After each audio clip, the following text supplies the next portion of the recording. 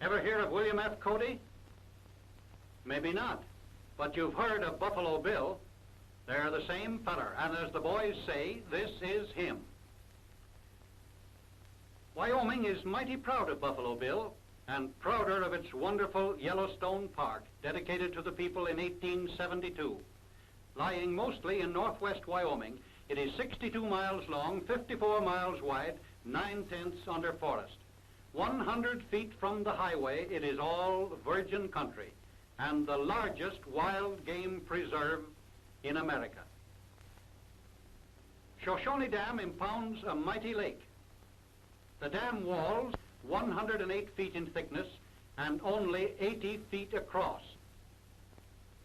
Its waters benefit a vast farm area. Here at Sylvan Pass, 8,599 feet elevation, the air is heady as wine. Across the hazy valley are the peaks of the Tetons.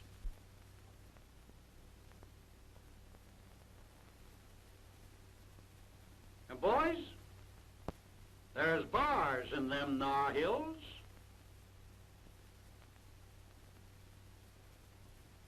And here's one of them. His name is Romeo, trying to get some of what Juliet.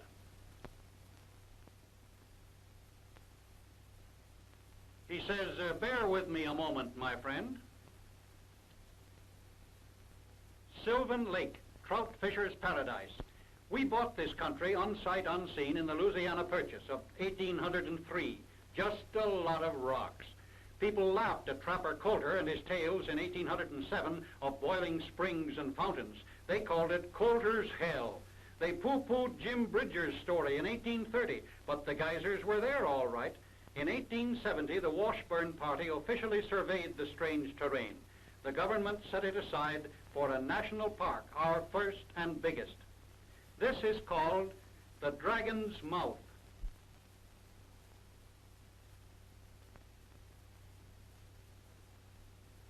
Elk Meadows. Here and at Jackson Hole are 30,000 head of elk. But we forgot our card, so we couldn't work our way into the elk convention. We didn't get to see one of them.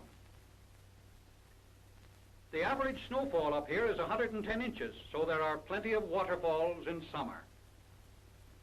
My, what a place to camp. But we hate to leave any one place to go to any other.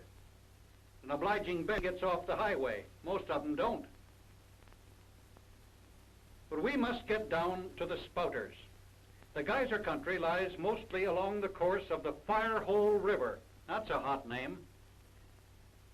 Yellowstone seems to be the world's halfway vent or spout hole of our internally boiling planet.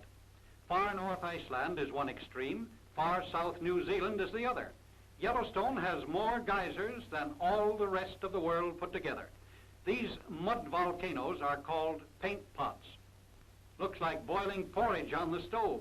The early Indians had a merry way of pushing their enemies into these thermal baths and holding them under. It cured rheumatism, ended the gout, and even took away life itself.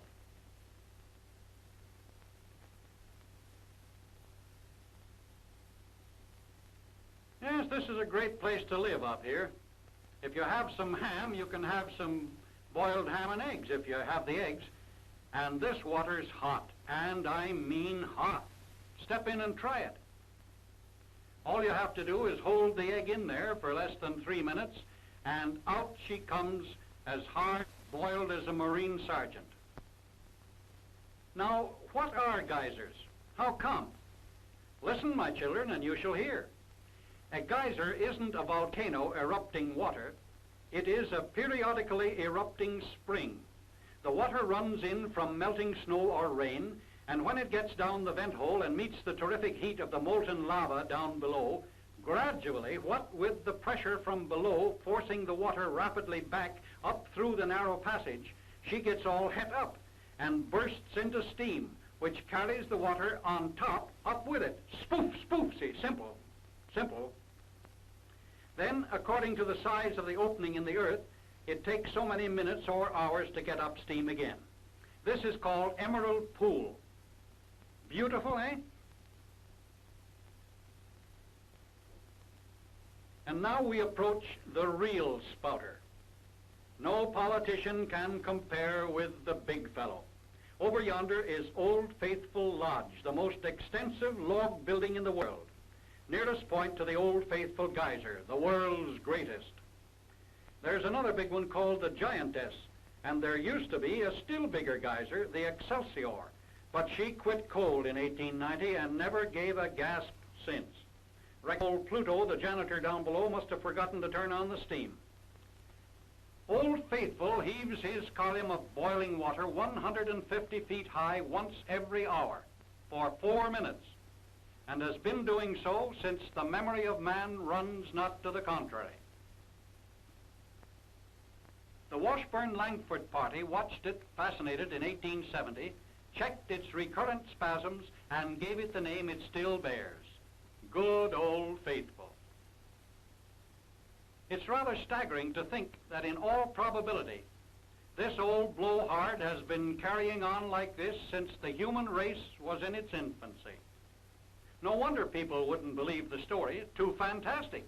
And Terrace's trip in 1834, as printed in the Mormon paper The Wasp, was not accepted either. We named this chap the Candy Kid.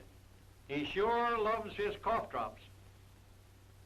But here we're down to Yellowstone Lake. You simply can't avoid this lake. It has 100 miles of shoreline all inside the park. The largest high-level lake in America, 7,730 feet elevation. Home of the famous cutthroat trout.